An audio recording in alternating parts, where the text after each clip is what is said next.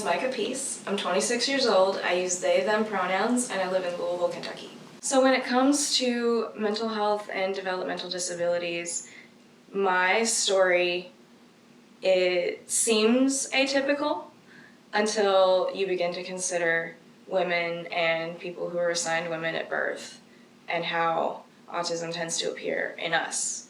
So when I was young, we didn't really have that understanding. And I come from a family where there was some dysfunction and some untreated mental illness in other members of the family, some autism as well. And so my mom, being a nurse, the first thing they did was take me to a doctor as a kid. I always knew that I was different. I had trouble fitting in. I had 1 to 2 friends really throughout school. But my emotions were very, very big and still are very big. And I'm a very reactive person, very, very sensitive to my environment. And this was something that, was troublesome growing up, confusing, I guess, for my teachers and parents because I was this bright kid who would all of a sudden kind of just explode. And so when I was around 12, 13, I started going to counseling. It took a little longer than it should have, frankly, for me to get into therapy and things because I experienced a lot of bullying as a kid, being the weird kid. I mean, even if you don't have a diagnosis, people let you know you're different. And that led to me being referred to a psychiatrist who then diagnosed me with bipolar disorder. And I don't have a very clear recollection of those early days in the psych system because of the medication and a lot of things that were going on. But I do remember feeling like it was more like I was in the room, but this person and my mom were talking about me, and I'd be asked certain questions, but it was often yes or no, or I'd get cut off, or I've always had this really weird, not weird, but verbose and just different way of expressing myself that people tend to not be very patient with. And so the doctors were just kind of like, here, take these pills, it will fix you. And so I remember a whole lot of my teen years just being focused on that being fixed and striving for normal, and along with, all of the chaos and transition that goes along with adolescence anyway. And then when I went away to college, I had an extremely difficult time with the transition. I moved to Northern Kentucky University, and while that's not far from here, it took me totally out of my support circle and out of my routines, and I didn't really have anybody to help me rebuild to start from. And so my first semester of college, I went into the hospital for a week where I did a lot of reflection, started to talk with different people. In my later years, I moved to a different therapist who started to really help me work through the possibility of being autistic. Yeah, I guess the biggest takeaway has just been how big our language and how dramatically the way that we talk about something or frame it can change the experience. Because when mental illness was my primary diagnosis, I had a very different experience than what I have now. And I think that speaks both to the power of the autistic community and to the advancements that have been made, in research and getting to understand a lot more about the nuance and seeing more and more autistic people come into advocacy and into roles where they can make decisions and help other autistic folks like this. But it also speaks to the problems that we have in the psychiatric system because it's hurting people, whether their diagnoses are accurate or not. And I'd realized over the years, I'd also earned a diagnosis of schizoaffective disorder bipolar type because as I would try to describe some of the abnormal sensory experiences that I was having, they would be taken to mean hallucination. I would talk about, as I walked down the hallways in school, I could hear people talking. And when you consider my background and my life experiences, it's very, it's logical. It logically follows that I would feel paranoid that these people were talking about me or something. But those kinds of questions were never really asked, and so it was just assumed that I was hallucinating and was very paranoid. And so I got more medication. And a lot of these medicines caused me to have really serious side effects. One of them caused me to seem like I was having a stroke in the middle of my high school biology class. And the one that landed me in the hospital during the time when I was transitioning to college caused me to become extremely suicidal. And so those were the only kinds of effects I ever really saw from the medication. It didn't help me. Most of them, if they affected me at all, they made things worse. And it seems obvious, but it took a therapist to tell me, usually if all of these medicines, I'd tried so many, aren't working, maybe something else is going on. And she helped me realize around the age of 21 or 22 that I'm autistic. Now, I definitely still have some mental health issues going on, especially when you consider my experiences. I do live with depression and anxiety. I suffer from post-traumatic stress disorder, from the bullying and the medical trauma that I've lived through in the psychiatric system. And I feel fortunate to have come to that conclusion as young as I did, because while, I spent a good near decade of my life, or over a decade, in the psychiatric system, just really feeling voiceless and powerless, having the language of autism and that framework gave me a whole new vocabulary to describe what I'm going through, and it helped me relate to myself in a healthier way it helped me understand a lot of the behaviors that I'd been, chastised for so long. And that's one thing that I feel really compelled to advocate about when it comes to mental health and developmental disability, is that behaviors don't come from nowhere.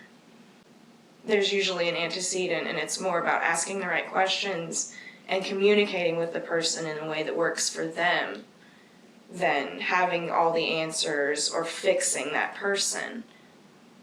It has to be a team effort between the individual who's dealing with things, the family, and the doctor. As somebody who got a diagnosis late, I don't think it's ever too late to get the right answers, to contextualize someone's life anew for them, and to come home to who you are, to find who you are. But I think that we have to do better when it comes to folks who face multiple marginalizations across all disabilities, across all backgrounds. These people are the people that we need to hear from the most. Whether, people are nice to you about it or not, you internalize the idea that something's wrong with you. This hasn't worked. This hasn't worked. This hasn't worked. You start to think of yourself as a broken person. I think that misdiagnosis and misdiagnosis are a serious, serious problem, especially when it comes to people of color, women, and queer people. And especially when it comes to autism, there's a very, very pervasive stereotype about autism, and it might sound a little wacky, might sound a little controversial, but I really believe that there are massive, massive amounts of people who are in our prison system, who are in our psychiatric hospitals and institutions, who are autistic and so traumatized, and that they're missing. And they're a part of our history, and they're a part of our community, and we can't forget about them. I developed an eating disorder in high school, and the reaction was just so superficial to it. I don't know how else to put it. But it wasn't anything to do with looks or fitting in or I was just so stressed out that my brain focused in on something that both it held my attention, I guess, as a weird kind of passion interest. I got really into nutrition and learning all the calories and stuff. It was easy for me to quantify, and it was something that I could control and something that I could do. And that was really it. But no one ever asked me what was going on. But then when things did get bad, or I did have times with self-harm, I'd get yelled at. They'd ask me if I wanted to die, but the way that they were asking, it felt threatening. And so it was almost like, well, you're letting me know that I really can't ever tell you anything ever again, because doctors would twist my words, or if they listened to them at all, my parents would get really offended and overly worried when I would have problems. And so, I just didn't even feel safe to work through what I was going through. I spent a lot of time either hiding in my room or just totally buried in school and stuff. I'm very fortunate to have never been subjected to ABA or any kind of behaviorism like that, but I got a very subtle and insidious kind of it at home and at school, through bullying and teachers being, why are you so sensitive? Why are you so annoying? I would be very into and enthusiastic about stuff because I also have ADHD. And I was just always too much for people. So the answer seemed like, oh, I just need to be medicated. I need to become less. I need to make myself smaller in order to be acceptable to other people or even safe to other people. Labels matter. Labels matter very much because they affect how other people treat us before they even meet us, before they even get a chance to get to know us. People will often decide who we are based on what they read about us or what they hear from other people. We need to recognize as a society that maybe we've been wrong about how we've gone about some of these things, and that it's hurt people, and that it still hurts people. Because I don't know anybody who's been through the psychiatric system that, even if they've been helped, I don't know anyone who can say that their experience was wholly good or that they weren't traumatized by what they went through even to get that help. And so it can't just be about healing that issue that's happening for that person. It has to be a recognition of what is really going on behind it when it comes to personal autonomy and human connection. That's very woo-woo and out there, I guess, a little bit, but I will never forget when a psychiatrist told me after a certain point, when I had tried a whole lot of medication and I'd seen some benefit, but not the benefit that they had wanted, I guess. I was still struggling and still asking for help. And the doctor, I guess, was like, why do you still want help? And his response to me being distressed was, look, these aren't supposed to take what you're dealing with away. They're supposed to make you functional. And at the time, when I was maybe 16 years old or whatever, I was like, okay, I get that. I want to be able to get through my day and everything.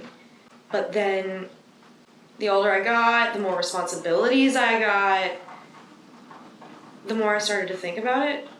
Because, when I was on Seroquel, I was awake long enough to do certain necessary self-care, to maybe go to a 4-hour shift at PetSmart, make it to a class or two, and do homework. So who am I functioning for in those situations? I didn't have a quality of life. I was functioning, I was getting things done, I was meeting expectations, but I was dead inside. And that realization of just, oh, they don't care if I'm well, they care if I can work, affected me deeply. And I think that is a fundamental flaw in the way that we're approaching the issue and how we're trying to help people. People talk a lot about trauma-informed care and person-centered services when it comes to disability and these kinds of things. But I'm not certain that we're really walking the walk just yet, because we're still not really giving that person a seat at the table or passing them the microphone because we think, oh, they're too sick, or oh, they're too disabled, they don't understand their situation. We are living our situation. And if you're patient, if you ask enough questions, if you're willing to get creative, we can find the answers for ourselves. Meeting autistic adults and hearing their stories and experiences, and just knowing that I'm going to live and be okay and that I have a future, that was more therapeutic for me than any interaction I've ever had with a doctor. I can't imagine not being autistic, and I don't want to know. I don't want to. I like the way that I am. And I missed out on a lot of years, on a lot of experiences, because the people who had the power to make choices in my life chose what was convenient for them. Which is not to say that, it was malicious or that it wasn't trying to help me, but it didn't help me. I desperately wish that people could understand that intellectual disability is not developmental disability, is not autism. Autism is a neurodevelopmental disability. Sometimes autistic folks have intellectual disabilities, sometimes they don't. But whether we have an intellectual disability or not has no bearing on our humanity. We're still people. We can still be communicated with. We can still tell you about our experiences and how we're feeling. It just might take a little more work or a little more creativity to do so. I would like for people to understand that none of these diagnoses are in and of themselves a monolith, and they don't happen in a vacuum. One person with bipolar disorder is going to not necessarily be the same as another person with that diagnosis. If you've met one autistic person, you've met one autistic person, and we're all different.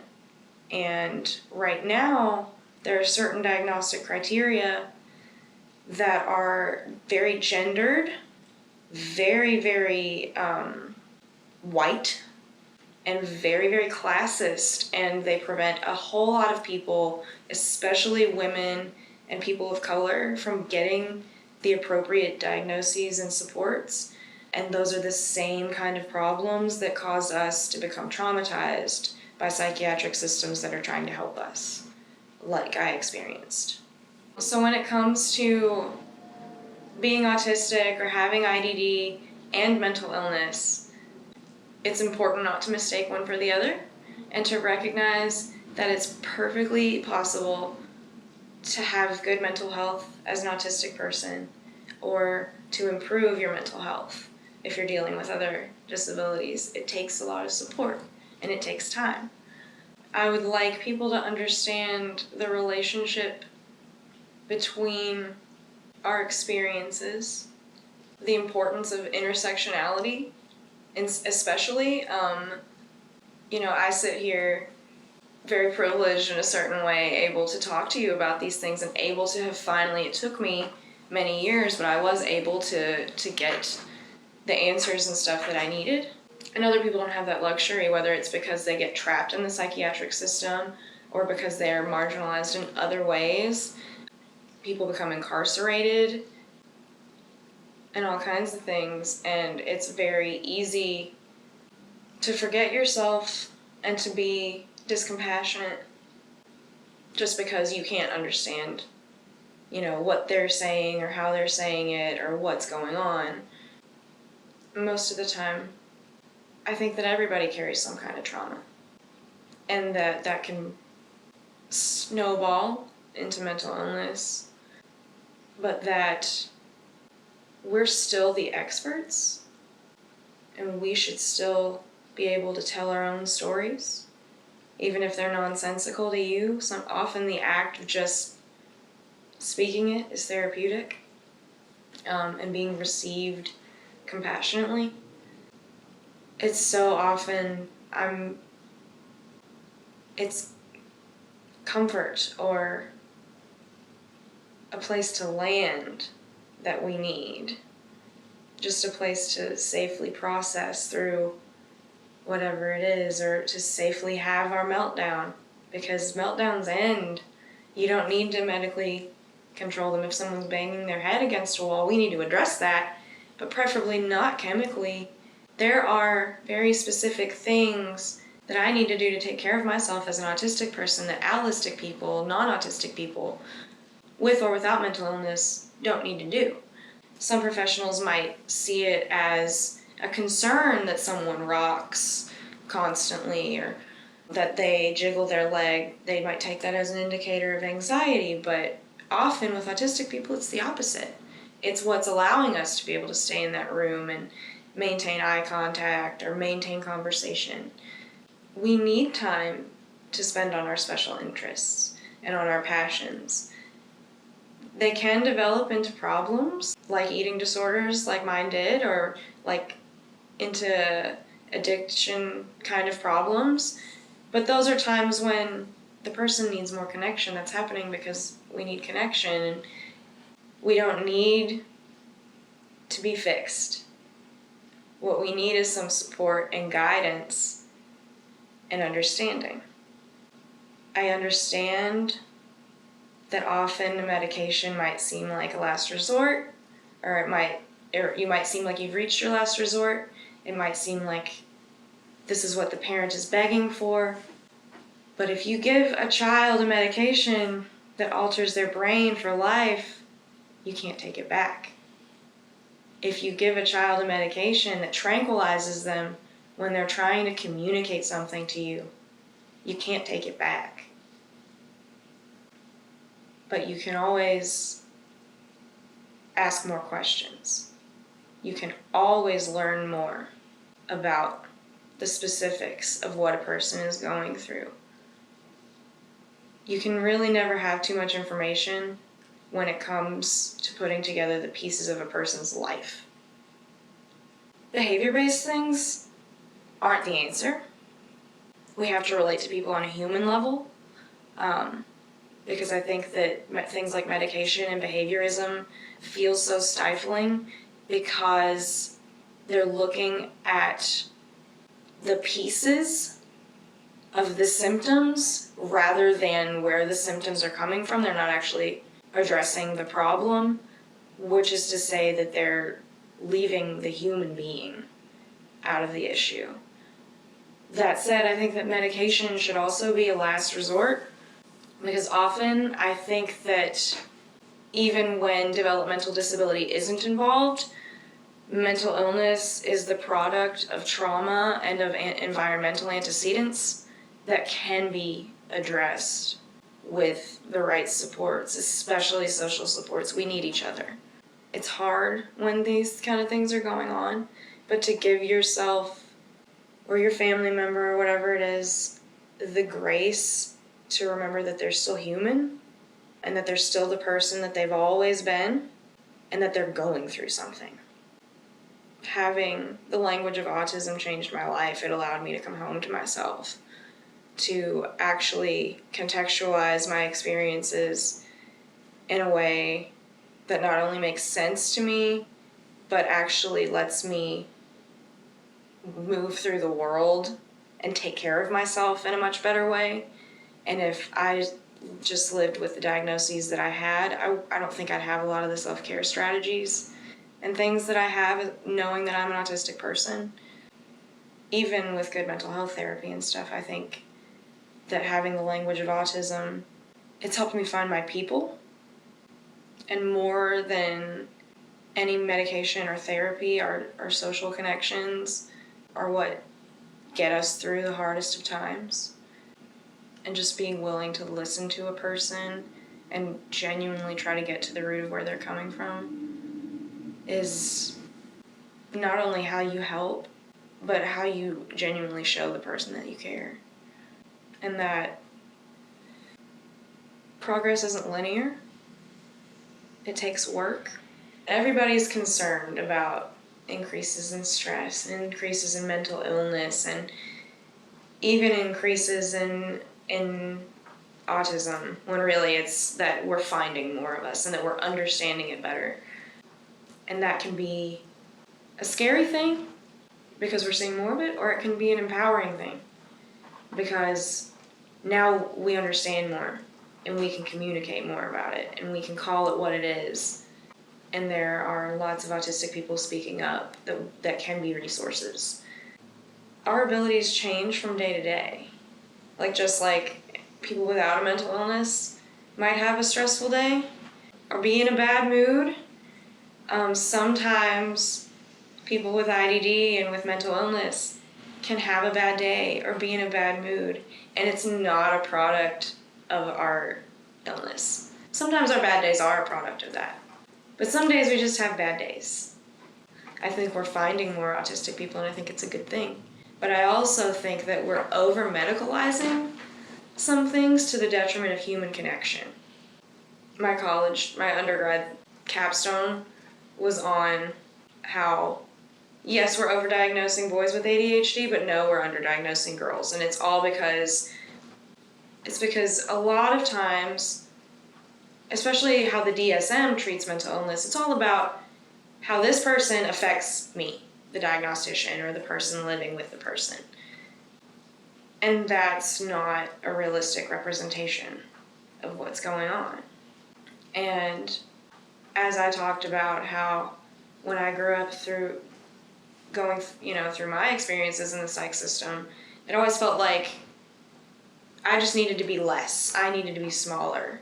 But it was just people not willing to connect with me. And I think that if we were willing to create space and time for folks to do that with each other, as much as I believe strongly that we need appropriate services and supports for IDD and mental illness, I think we also need restorative justice. I take it as a responsibility as someone who's lived through this kind of stuff to be able to articulate this to other people in a way that is easy to understand, especially knowing that there are a lot of people who just straight up aren't going to be listened to by virtue of their diagnosis or how they communicate. I can't speak for everybody, but I can speak for me, and I've had a lot of experiences. The very first organization I got involved with was ASAN, the Autistic Self-Advocacy Network.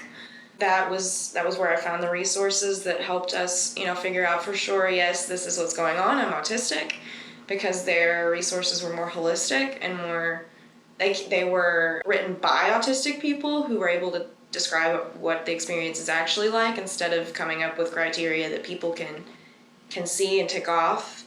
Their mission is they work for the advancement of autistic people and autistic rights. They're cross-disability, they support other disability rights efforts as well, but they are by autistic people, for autistic people, and focus on both connecting autistic people to each other and to resources, and to training autistic leaders across the country to carry that mission forward in their own communities. And that's how I got involved, was through a program called ACI, Autism Campus Inclusion. The program is ongoing, and I'd recommend it to any autistic college student. I have never met people who socialize the way that I do, a room where I could just come into a conversation or could just move my body how I normally feel comfortable moving. And it changed my life. I learned a ton about community organizing, about disability history and disability rights. about leadership and advocacy and all kinds of stuff. But what really struck me and the biggest takeaway that I had from it was that feeling of community and of finally belonging, and these are my people that I had when I was there. And that's what I wanted to bring home the most. So I started the Kentucky Autism Spectrum Alliance as an affiliate group of ASAN. We are one of the only 2 groups in Kentucky that are by autistics for autistics. CASA strives both to create that space that can bring autistic people together, and like ASAN, to build leadership and advocacy skills. Here in our city, we have a lot of members who are very into the arts, so we have a partnership with Actors Theater of Louisville, where we are helping them adapt their shows for sensory-friendly showings, and it's a really cool experience. We have put together presentations in the past in conjunction with HDI, and we're really passionate about mental health, advocacy, and education, because they all 3 go together.